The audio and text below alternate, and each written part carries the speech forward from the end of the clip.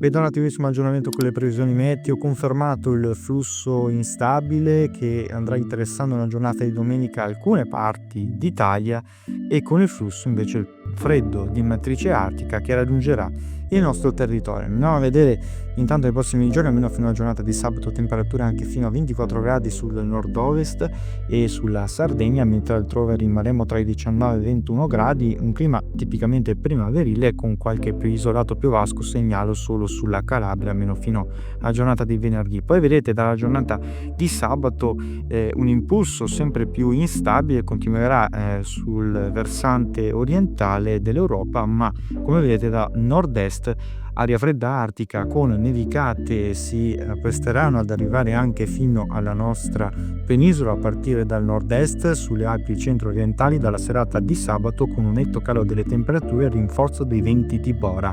Attenzione perché poi domenica, come vedete, assisteremo a questa fase un po' più instabile. Fin dalla nottata potranno verificarsi delle deboli piogge sul Basso Veneto, lungo le coste emiliane e anche sulle Marche e sull'Abruzzo, in estensione poi verso il Basso Lazio e sulla Campania. Possibilità comunque di piogge che si risulteranno deboli e con dei isolati rovesci possibili, con nevicate che solo entro il tardo pomeriggio e la serata di domenica caleranno fino ai 800.000 metri di quota sull'Appennino centro-meridionale, mentre come vedete questa instabilità potrà interessare in parte anche la Sardegna, quella occidentale. Altrove nulla da segnalare, ma come vedete questo flusso di aria molto fredda risulterà portare un calo termico deciso, con massime come vedete che saranno destinate a portarsi tra i 10 e i 12 gradi per quanto riguarda il nord, anche più in basso lungo il versante adriatico. Questo per quanto riguarda la giornata di lunedì.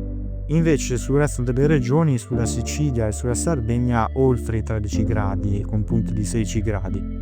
Questo infatti il quadro termico verrà più interessato, come vedete, il versante orientale sui Balcani, ove qui le nevicate saranno sotto i 400 metri. Pensate, il flusso instabile nella giornata di lunedì è previsto solamente su questi settori e sulla Grecia.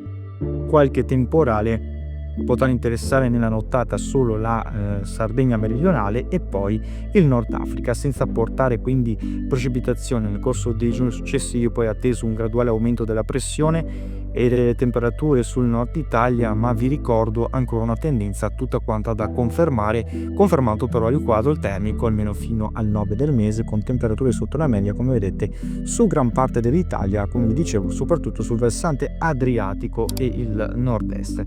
Questo ovviamente confermato. Vi ricordo, per quanto riguarda i prossimi aggiornamenti, seguire le prossime edizioni.